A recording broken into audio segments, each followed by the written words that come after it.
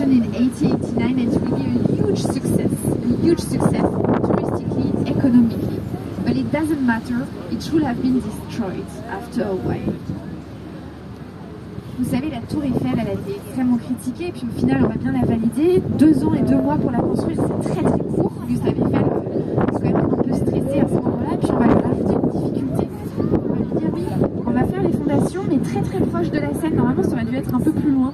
Donc pour creuser dans ce terrain très complexe et très humide, il va encore perdre des mois et des mois. Ça commence à devenir très stressant. Il faut juste comprendre que la tour Eiffel, ça va aller ensuite super vite.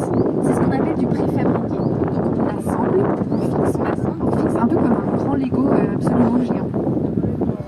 Ça va être prêt à temps, ça va être un grand succès économique touristique.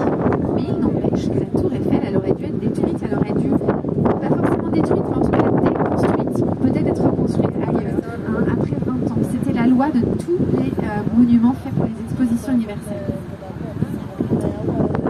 Alors pourquoi est-ce qu'elle est toujours devant nous aujourd'hui? En fait, Gustave Eiffel, c'est un homme d'affaires très rusé. Il a tout fait pour sauver sa tour Eiffel, il a fait plein d'expérimentations scientifiques pour la météo, tout ça. Mais il va essayer de chercher à intéresser l'État et surtout l'armée. Et il va mettre une antenne au sommet de la tour Eiffel, c'est le développement de la télégraphie sans fil. Et ça, l'armée va forcément être très intéressée pour intercepter les messages ennemis pour la Première Guerre mondiale. Et ça va vraiment sceller le